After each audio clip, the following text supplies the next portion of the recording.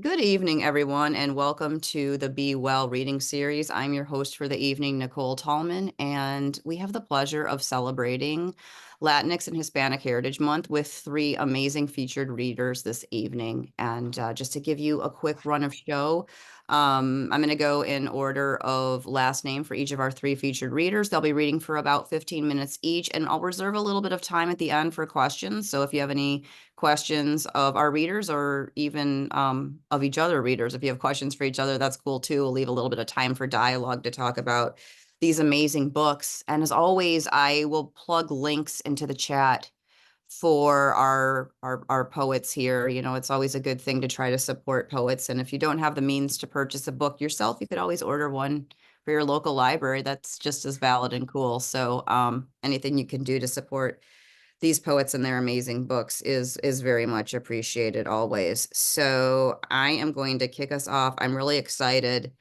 that we have the poetry editor for the Los Angeles Review as our first reader. We have Brent Ameneyro, and Brent is the author of the collection A Face Out of Clay, out from the Center for Literary Publishing, and the chapbook Puebla, out from Go City Press. He was the 2022-2023 Letras Latinos Poetry Coalition Fellow at the University of Notre Dame. He currently serves as an associate editor at Letras Latinas, and as I mentioned earlier, the poetry editor of the Los Angeles Review. Let's give a very warm welcome to Brent. Thank you so much. And thanks, Nicole, for putting this together. This is very nice. I'm going to read a few poems from my collection here, and I'm going to just jump right in. This first poem is called The Search. I'll give a little bit of context, which I hope will also give a little bit of context for the collection as a whole. But this poem in particular moves through time. And you're gonna hear about a couple volcanoes. I lived in Puebla as a child for a couple of years, and Puebla is a city in Mexico that's very close to these two volcanoes. And during the time that my family lived there, the volcano Popocatépetl erupted, and so being kind of waking up to a gray city in volcanic ash was kind of a norm. So another thing about those volcanoes, there's a little bit of mythology behind them. You know, one of them is a warrior, and the other one is you know, this woman waiting for the warrior to come home, and you know, this whole thing. So the two volcanoes are these two kind of mythological beings dormant there, or not so dormant. But yeah, so this is The Search. I walk past the half-finished cinder block building, the not yet blooming jacarandas and the police lights turning the laundromat blue, in search of a flower or a church that could make me feel like the child licking tamarindo, talking to himself. I watch two volcanoes at sunset.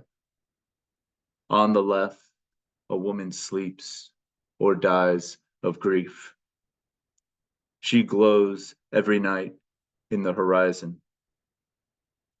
A warrior in love with the woman lies next to her, exhales smoke into the sky. I shrink down from a 200-pound chingon to an 8-year-old boy, scared of the flashing blue and red lights.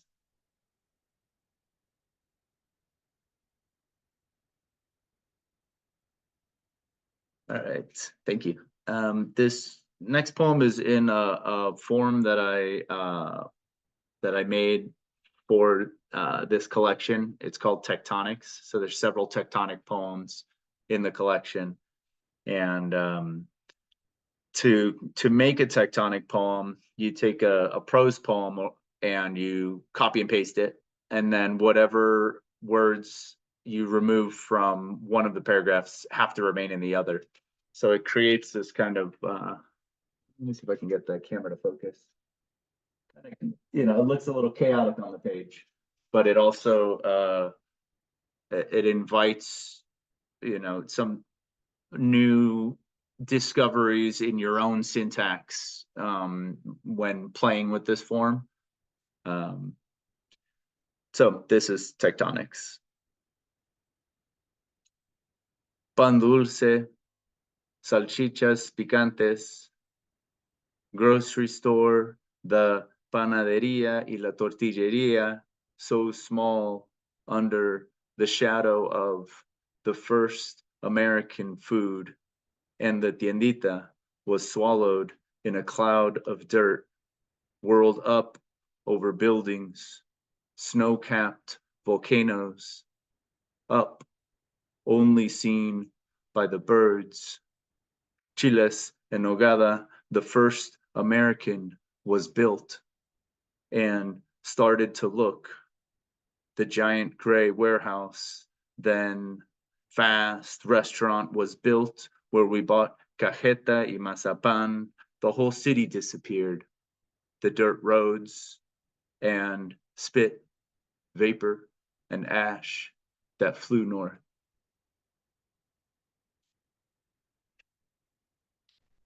It was a on top of um, the volcanoes erupting. It was also just like a lot of change was going on. It was a time of in the early '90s of globalization was kind of creeping in and making its way in, and so you know while we were there, you would see like the first fast food restaurant pop up and things like that, and these kind of like nameless little corner stores, getting, disappearing, and then more kind of like, the cookie cutter kind of Americanized restaurants and buildings in their place.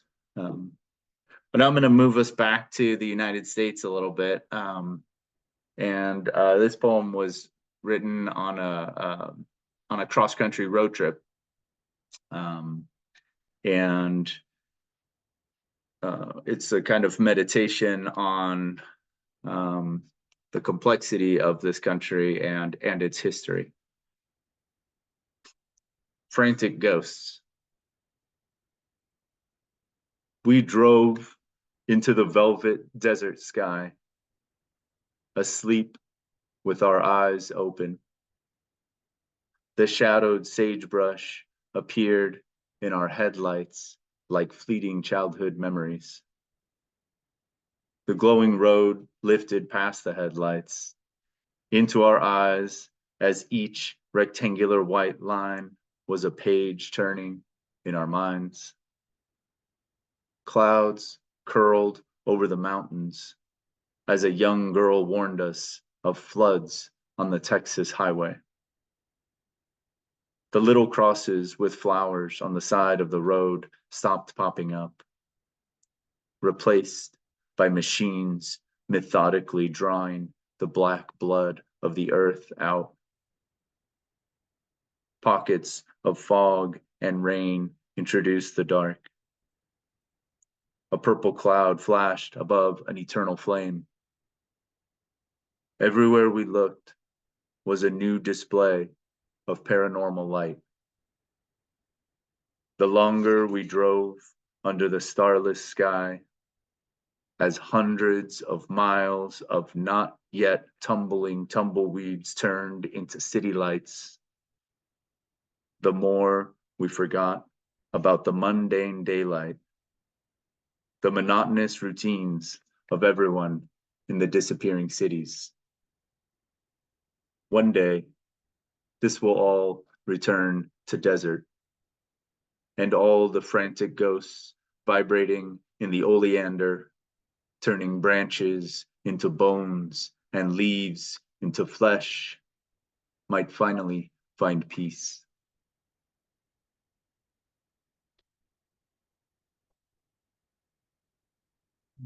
Thank you, thank you. I see. Thank you. Gonna read a short poem that the title of the book is pulled from this poem. It's called the poem's called "Making a Face Out of Clay," and of course, the collection is "A Face Out of Clay." And yeah, I think this one I'm just gonna read. I'm not gonna give too much context on this one. All right, "Making a Face Out of Clay."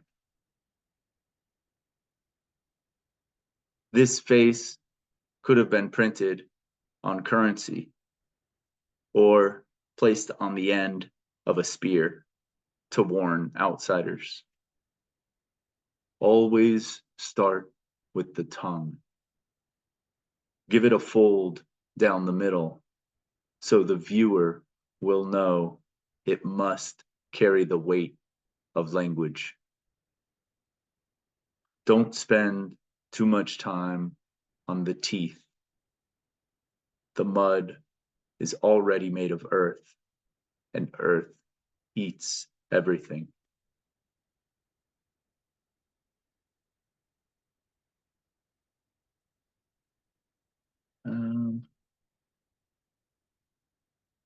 I think I'm going to just read one more.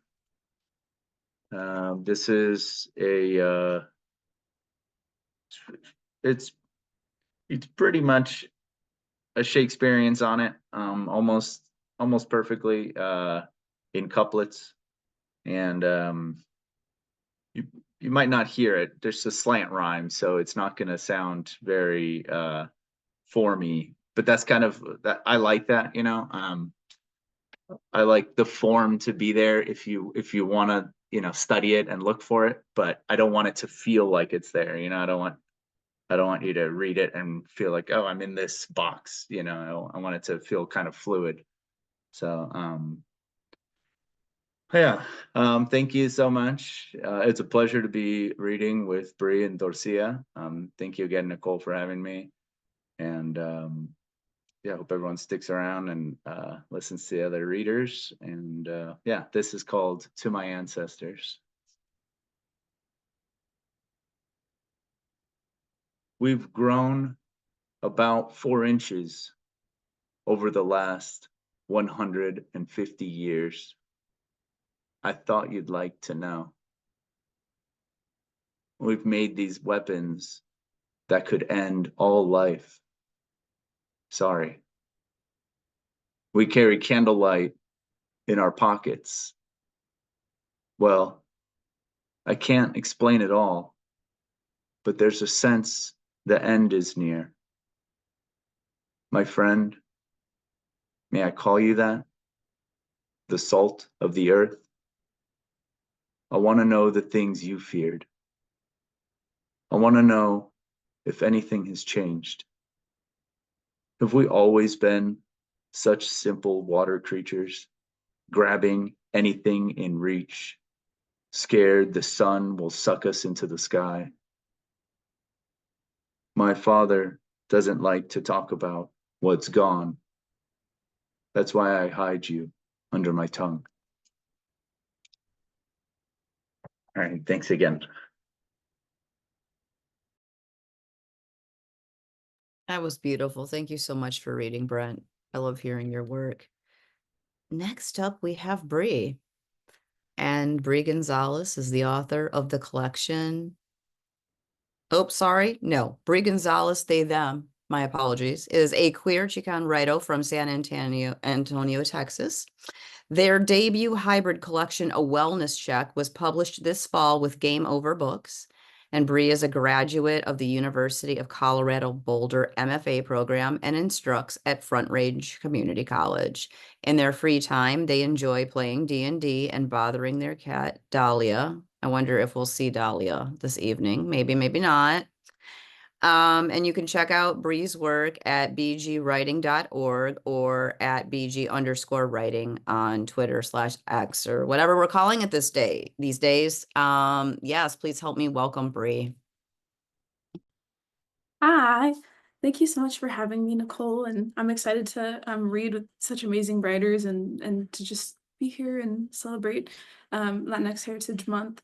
You probably won't see Dahlia unless she decides to run across my keyboard and close out Zoom. But know that she's lurking in the background and listening to everything. Yeah, my debut collection just came out about 3 weeks ago. Um, it is a hybrid collection that explores diagnosis, mental disorders, wellness culture, different kinds of psychiatric practices, and most of all, it explores pop culture's reception and distortion of mental disorders, and it does so by parodying Batman. So in this collection, instead of being the Dark Knight, he is Dr. Ratman, who is both a vigilante and a psychiatrist. It is quite absurd and also a bit dark. So buckle in. I apologize in advance for some of the just ridiculousness, but also it does deal with some heavy concepts around mental health. So if that's something that you struggle with, take whatever space that you need. So I'll give as much context as I can as I go, but this first poem is my sort of entry poem, and it's called Ratman Meets Me in an Alleyway. And it's a wellness check. Wouldn't let the city police get their organized, crimed hands on me. He scoops, surrenders me to his hip, like an infant, tangles my hair on his cowl. Can't turn his head to check, but I'm staining his rat suit. I'm crying blood and chalk. I'm drawing houses on his shoulder blades. Here is the most accurate image. Raw nails, finger printing. He says, shh, once, then twice more. He locks me with my people. He stops himself from punching my face. I shine a light out my window, rat-taped bulb, and he grips and bars, tells me he's sorry. Thanks. So a big part of this collection was researching, obviously, ways that mental disorders show up in pop culture, specifically horror movies and superhero movies. But also I found a lot of really interesting ways in which the perception of mental disorders in like opinion was a huge deal. And a lot of this is based off of my own experience with bipolar, so that's where I got a lot of my material from. But this next poem is riffing off of a New York Times article title that was promoting hypomania as a source of productivity and something that people should lean into to get their work done. And I wanted to contrast that by maybe working away from that capitalist concept and towards the more silly nature of hypomania as it stands. So hypomanic, absolutely, but oh, so divine. Before I transform into all you expect, let's enjoy ourselves. Scavenge cigarette ghosts, investigate the abandoned, crumble new offerings of chaos across county lines. Kidnap four-leaf clovers, reinvent mistletoe. Let's pretend our battered Honda Civics are battleships. Let's indulge the whispering. If you feel your stomach twine, remember, I'm the scariest thing here. As in, there are benefits to destruction. Every smile, a consequence I'm required to fix. I want to know, what about looped doom? What more besides waiting for my crash? Recoloring elbow bruises. You ask how it feels to see a godly pour in me. We knot friendship bracelets until dusk, until you slink away, avoiding my lithiumed invocation. Footnote. Quibbler spots me in the New York Times next to the crosswords. He tries to solve me, but gives up, scratches out my title, and renames me the mother of all quips. My grandiosity begs for tragedy. The paper clears its throat, reads itself aloud. Mania can inspire desolation sprees, but can also generate, you know? Oh, you manic depressive, devour your effusiveness and then paralyze despair. It's laughable how easy it is to lose your balance. Thanks. Okay. I don't know how familiar y'all are with the medication lithium, but it's kind of a doozy. Uh, it's common in bipolar treatment, but it requires monthly to tri-monthly blood tests because it's so detrimental to the kidneys and thyroid. It's also very expensive. So I read a lot about that, but I also, in this collection, formally really wanted to play with the idea of a poem that fluctuates between sensical and that you can understand what the line is saying, and nonsensical in that the sound is where lives or where the chaos lives, even if you don't have any ground in terms of where the line is heading. So I kind of mix those two things. And this next poem is Ratman Monitors My Blood Testing.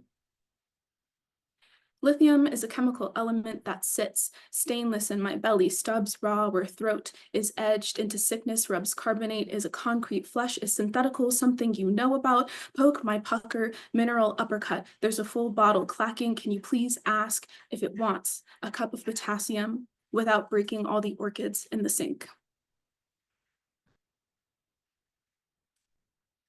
Thanks. Let's see, I'm trying to decide what I want to do next.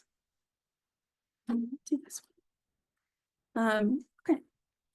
This next poem is called To Bruce, To My Future Bruce, and it's in honor of my friend Tom, who passed away 9 years ago. Never forget how to be 2 blocks away, any farther, around fatal, when you need to, no locked doors, as soon as you feel it, share, my severed, my tether, as soon as you feel it, as soon as you feel. I wish I could say, when you're choking, remember, as soon as you need to scream, as soon as you scream, your plunged chest, soft neck, love, language, silence, this silence. There will be me who says sin. There will be praise on a balcony where we watch rats learn to kiss, and you ask if the red was any good. I'm throating a seat cushion. I'm paying an oracle to read tea leaves, and you chew the dregs. There is a me that will miss you, always. Bottle Eugenie style. Ask no wishes except you stay by my side. Ring to suffocate me. I, forever audience, body ensembled, a series of bruising hands.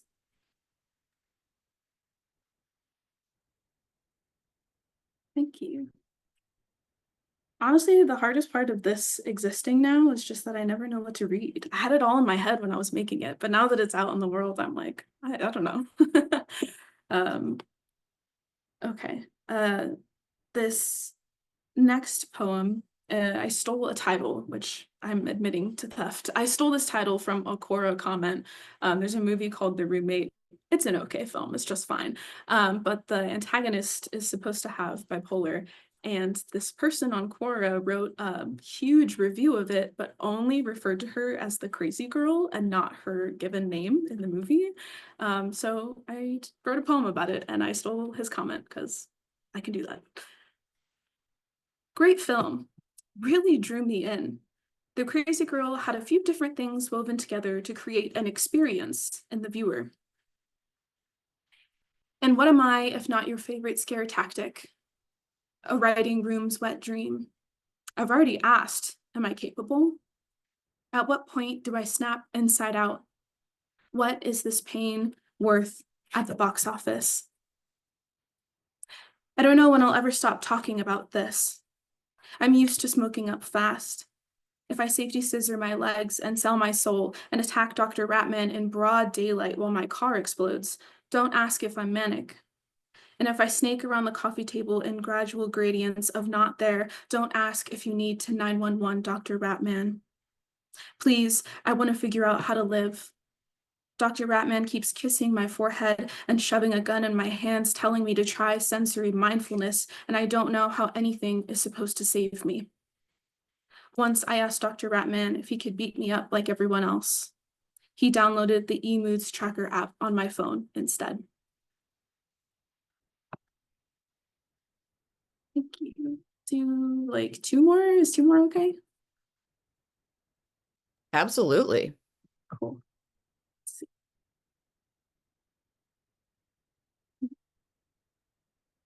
I'll do, okay. How to commit someone in 4 parts. As in, don't look at me and expect function. There is a dowry, 10,000 orange bottles for you to store me in, circled and obedient, Thumbelina with less guts, Polly Pocket RX. Fold me an origami key with deconstruction, paper, and seal each cylinder tight. It's make or break as I wedge between plastic ridging. This, your reward. I fit easily into the average medicine cabinet.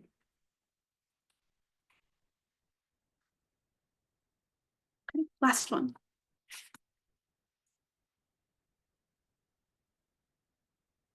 I dream of multiverses without madness, which is a riff on a Doctor Strange movie title. Sorry, I probably should have said that. The Doctor Strange film came out called The Multiverse of Madness. It's a very bad film, but I wrote this. I dream of multiverses without madness. Hate every soft rippled indication you've curled under my bed, ultimate boogeyman, ultimate barrier between me and superior versions of me.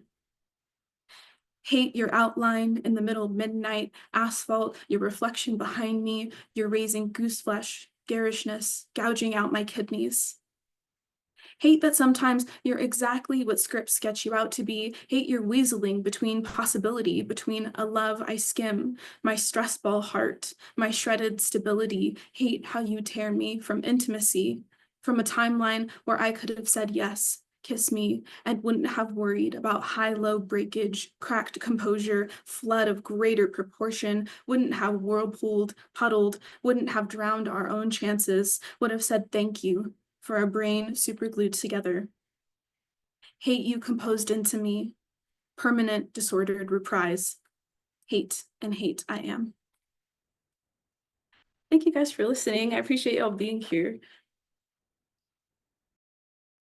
Thank you so much, Brie. I love hybrid work. That was so cool to hear. Thank you for reading your poems and sharing a difficult topic with us. Wow. Next up, we have Dorsía.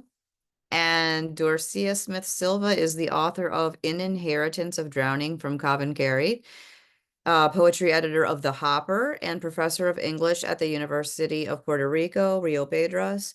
She is the recipient of the Catherine Bakeless Nason Scholarship from Breadloaf and Voices of Color Fellowship, second place from Martha's Vineyard Institute of Creative Writing. She is a member of the Get the Word Out Poetry and 5 over 50 writers cohorts of poets and writers in 2024. And she posts on social media at D Smith Silva. Please join me in giving a very, very warm welcome to Dorsía. Thank you so much. It's so great to be here. Thank you so much for having me. And thank you, Bree and Brett, for your lovely readings. Just wonderful. So as you mentioned, my book is called The Inheritance of Drowning. And the book really explores Hurricane Maria in Puerto Rico and how devastating it was. And we can see in the news how devastating hurricanes can be with what's happening right now in North Carolina, Georgia, Florida, in other parts of the world as well. So I'm going to read some poems about Puerto Rico and hurricanes tonight, and also about the political issues happening in Puerto Rico. So I'm going to start with a poem called The Q&A Section. And this poem explores why so many people left Puerto Rico after Hurricane Maria. I think people don't really understand what happens after a hurricane. Is your home could be uninhabitable. You could lose your job because the company is just gone. And in Puerto Rico, many places didn't have electricity. So it's very expensive to have a generator all the time. And people didn't have generators, or there was issues getting fuel for the generators, and having a generator for an extended amount of time, we're talking about weeks, months, is really unhealthy. So people left Puerto Rico. So this poem is about why people left. If you ask me why I left Puerto Rico, I would tell you that it wasn't because Hurricane Maria left me with a bloated album of waiting for the blackouts to skip between the trees. It wasn't because the roofs unfurled and the doors retreated to hollows somewhere in the sky. It wasn't because of the shells of water inching like new constellations across an endless night. It was the full circle of fear, the kind that stays in my mouth like neon jawbreakers, refusing to surrender, tailor-made to dislocate words that I long to speak. I dread colliding against this familiar. Within the memory gathers like burning hands around your throat. Thank you. The next poem I'm going to read is called Promesa. And Promesa stands for, I'm going to get this right. I always get the names mixed up for what it stands for. It's Puerto Rico Oversight, Management, and Economic Stability Act. We just call it Promesa. And it was designed by President Obama and his advisors to help the economic debt of Puerto Rico. At that time, Puerto Rico had $70 billion in debt. But I think what happened was they forgot how Puerto Rico got into that debt. It was a lot of predatory lending from the United States to Puerto Rico. And when they had this oversight board called La Junta, the measurements that they passed were really devastating to Puerto Rico. So it became a time of a lot of economic austerity. It was supposed to decrease this debt, but it just put a stranglehold on Puerto Rico, even to this day. So it went into effect in 2016, but still to this day, you can see the effects. So this is a poem called Promesa. After snipped promises and birthing lies to collect debt that drowns and exhausts us, your flimsy excuses packaged in green, you, highest bidders to debone landmarks, you, in colonial jackets, known presence, loud to rake over our voices and mute mercy. Protests sprout quickly, revoke promesa, sprawls across graffitied walls, calls for you to take back your triple press boots. On our necks, unsheathing a vested version of a territory, really a colony, with jeweled oceans and crowns of zinnia, you, year-round master of money, you, zested with interest. You've never held the rope around so many zeros before. The next one is called Return, and this is a poem about the migration crisis that we have right now in the United States. I'm going to let the poem speak for itself. Return. The river said, I'll protect you and give you shelter. So we migrants came. We traveled a long journey.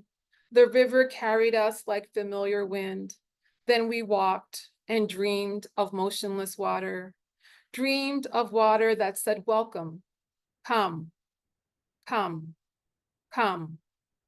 Then they arrived with hanging scowls, arrived on horses long-reined with whips, ran down our bodies, trampled our faces, maimed our voices, made us turn our backs to water, told us water will not protect you here. This water does not belong to you. Your tears belong to you. That water is yours. That water should be plenty. Our tears scrambled across miles. They get caught in many rivers, and our bodies keep drowning. We die in so many ways. They say we have no papers, no roots to dayfall here, as we are being sent back. We see the water below us on the plain. It tells us to return. Think of tendrils pushing through the muddy bottom. We can't look away.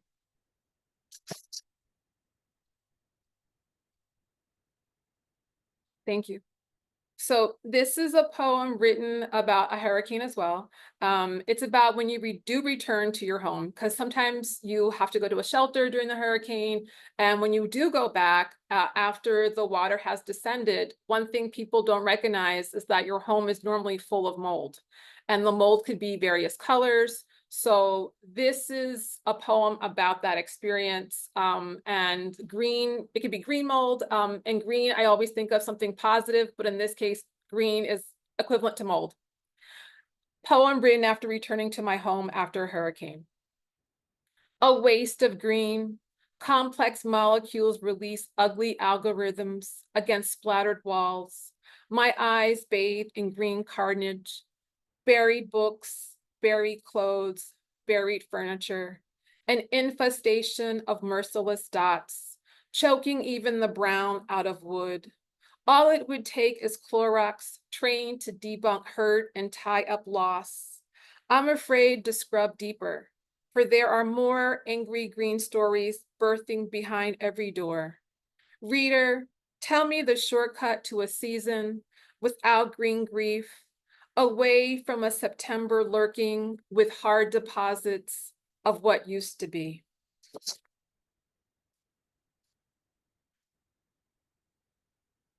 Thank you. This poem is called Street Meditation, and this poem is right before COVID happened. Puerto Rico suffered from a series of earthquakes, and then right before that, we had some mosquito-borne viruses such as Zika and chikungunya. So this poem talks about that. It was like this whole series of things happened, and then COVID happened, and then many people kept thinking, well, you know, how can we have some positivity? So in the spirit of positivity, people turn to different things, and some people turn to music. Puerto Rico is known for reggaeton, so I incorporated reggaeton into this poem, and the idea that through music, we can find some kind of positivity. Street meditation. In my rust ring Mitsubishi Mirage, a gift from a cousin's cousin who never saw any promise of 17 from the lineup of trauma. Dengue, check. Zika, check. Chikungunya, check. Diabetes, no check. Hurricanes, check. Earthquakes, check. COVID-19, no check. Not alcohol or drugs like run-of-the-mill folks. Sometimes I don't want to write about it. I would rather spy on my favorite pothole grooves on La Avenida de Diego and the trees that got lured there, 'cause even the street wants green love. When I go cruising, I look for bodies that overgrow their wounds, those swathed in gold chains with a sparkle not needing to be rescued. What's happening tonight? Daddy Yankee, Tego, Don Omar, Ivy Queen, Winston and Yandel, punctuating the reggaeton reunion tour, the fastest sequence to fun. Tickets in the nosebleed section, check. Selfie poses with cardboard checkouts, check. Backstage access, no check. Autographs, check. Pareo, check. Tattoos, no check. New piercings, no check. Danku a la factoría, check. My runaway tongue matches the dembao, a green light to drown in sweat, blot out all enemies and offer them up in smoke.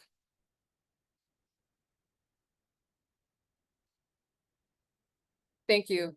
It was a fun poem, and it's very visual because I actually have in that poem little boxes with checks. So it was like my fun moment of like, oh yeah, I'm gonna do something different on the page instead of just having like the normal, straight stanzas. So I think this will be, I'm looking at the time, I think this will be my last poem. And it goes back to, again, hurricanes. I'm thinking of everyone, thoughts go with you.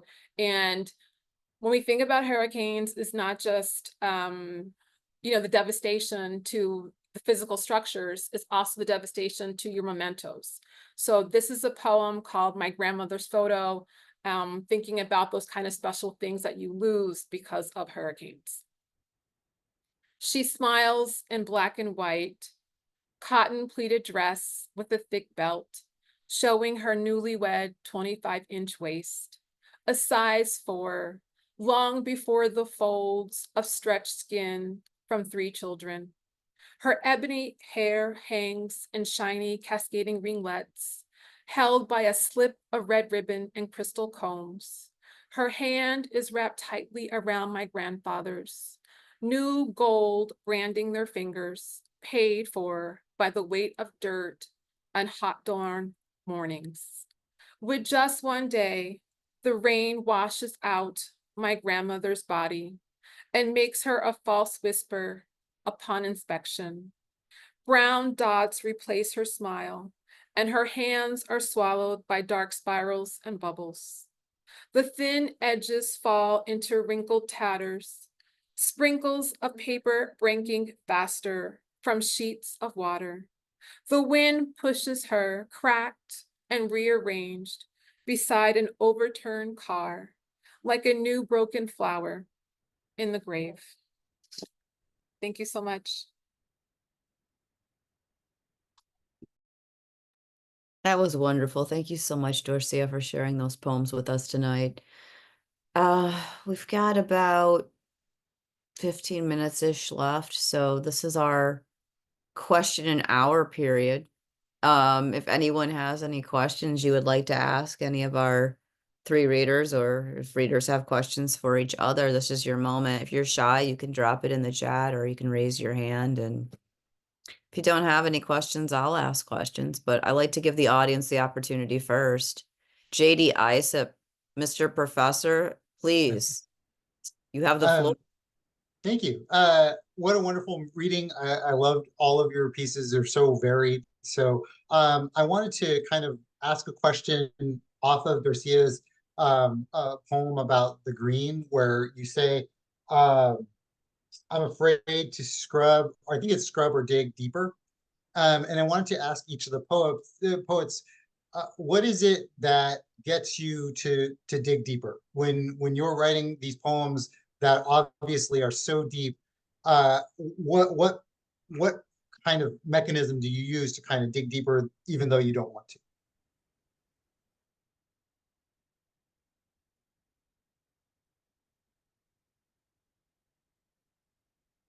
You're muted, Dorsía.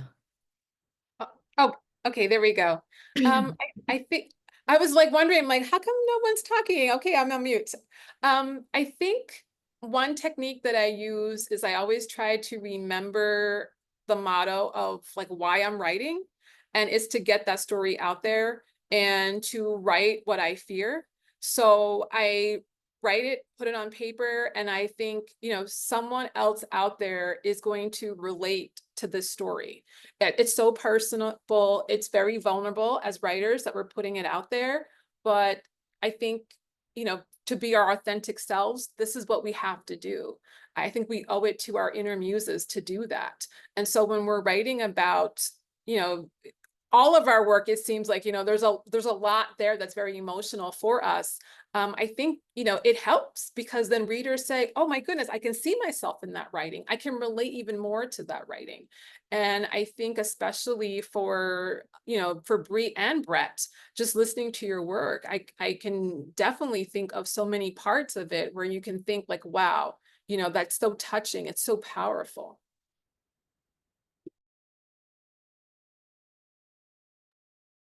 Can go next. I mean, I kind of from the jump, my dig deeper strategy was to put it under that fantastical lens. That was just how I could begin to process diagnosis in general. Was, you know, I wanted to take this childhood favorite media and ask myself how my position in that world has changed since I was a child. And that was like my entry point. And from there, I think it's similar to Dorsía in that I really was just considering who would benefit from hearing this. And there's a whole essay section in here, like a micro essay section that was incredibly hard to write because that's where a lot of the personal meat was sitting. But I just kept reminding myself that maybe there's someone out there who is recently diagnosed or dealing with something that isn't diagnosed yet. And this is what gives them language, or at least gives them that resonance that helps them feel that they're not alone because something's encapsulating that sensation, that the madness that people struggle with. So yeah, I guess that's my answer, is that it was I kind of used a tool from the jump, but then from there I was really just thinking about, okay, this is difficult to share, but it might be the thing that somebody needs right now. Love that answer. I'll try to answer from a different perspective because just I don't want to repeat what's already been said. What both Dorsía and Bree said already was so perfect, and I agree with a lot of that in my own approach. From a craft perspective, you know, we're all working with the same toolbox.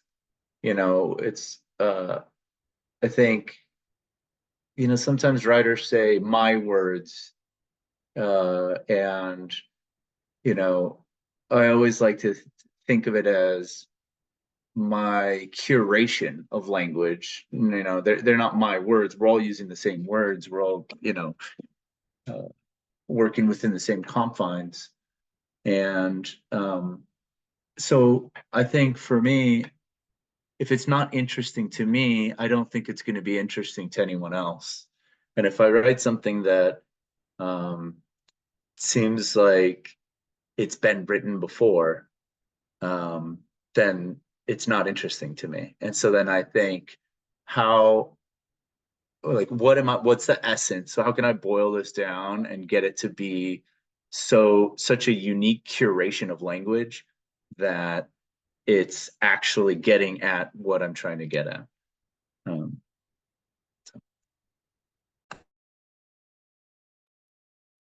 Thank you for those answers. Does anyone else have any questions for our readers? Dorsía. Can I ask Bree and Brett about like what inspired them to write their collections? And if you could also talk about, maybe if you feel comfortable, like what are you working on next? Like what can we see from you next?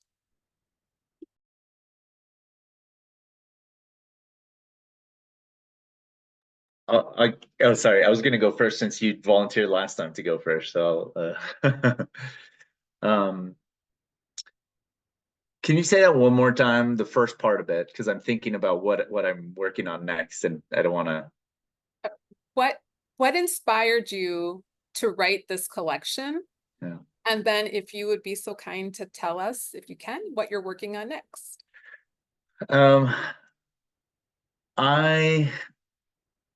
I started writing the poems for this collection a little over 5 years ago, probably about 6 years ago, and but maybe a little longer than that actually. But I started writing as many concrete images around my memories in Mexico as I could come up with. I felt like I didn't want to lose them, so I just started writing down concrete things, volcanoes, and you know, the colors of the buildings and the way we drank soda. And I was just like, I don't want to lose these things. And so I started in this kind of like archival approach. Um, and uh, and then I worked my way out from there. And that obviously won't work as a whole collection. There might be maybe a single poem that can work with that kind of like cataloging, but you know, you can't just read image after image after image for the whole thing. I have this line in one of the poems actually that is probably just to myself that says, the image is not enough, and kind of goes in this little like, you know, rabbit hole about that, because I was like reminding myself, like, you know, the image is worth it, but it's not, you know, you got to do more. And of course, inspired by the images and minimalism, that was kind of my entry point. And then I just kind of built on that little by little. So that was my inspiration, was essentially working off of memory. And what I'm working on now, I would say in a nutshell, probably mostly a lot of love poems, a lot of poems that are just like a little bit more like, they have a lot more air in them. They're yeah, they just feel a little bit lighter, I think. So that's kind of what I'm obsessing over now. I have a manuscript that I'm kind of been chipping away at over the last couple of years, and so you know, it'll probably take a couple more, but yeah. Thank you. That was a great question. Thank you. For me, inspiration, to no one's surprise, is the Matt Reeves 2022 The Batman movie. I wrote this whole thing less than 6 months after my own diagnosis, and was just feeling really frazzled about who I was. It felt like I'd been taken over by some kind of doppelganger. And I hadn't even really thought anything about Batman during that time until this movie came out. And it's really good. It actually is a really good movie. But in it, towards the end, there's a scene between Batman and the Riddler where Riddler's in a mental hospital and Batman acknowledges that this man needs help. And then less than 2 seconds later tells him that he's going to die alone. And it just like clicked something in my brain that I think I just realized the landscape potential that this had. And because I have been a fan since I was a kid, I felt like I had the knowledge and the interest to learn more, and kind of utilize it to my benefit, instead of feeling like shunned by this thing, that disparages a part of who I am. Like, how do I turn that on its head and make it mine? So that was my inspiration. It required watching a lot of Batman movies. If anyone ever wants to talk about Batman, I'm such a nerd and I'm desperate. Please. It's one of my favorite things because of how complex it is. But yeah, so that was my starting point. And from there, I think I worked language first. I really just wanted to make poems that like sonic overload, like super overwhelming, and to encapsulate the kind of like panic, of feeling like you're crazy. And then from there, I added a narrative. So that's where this came from. And currently, I'm working on a fiction novel, a vampire novel, that inverts the idea of vampires without community, and imagines one in a sort of group of humans as like a functioning community. So yeah. Oh, and I wanna turn the question onto you too, Dorsía, and hear what you're working on and what inspired you. Oh, well, thank you so much for the question. What inspired me was Hurricane Maria. And, I started writing during that time period. And then later, it turned into a book. And then I'm kind of working right now on like a part 2 of Hurricane Maria. So we'll see what happens with that manuscript. Is sort of, what happens for those that had to leave Puerto Rico and, they're living in the United States right now. So I'm working on poems that link to that. So it's like the sister to An Inheritance of Drowning. We'll see what happens.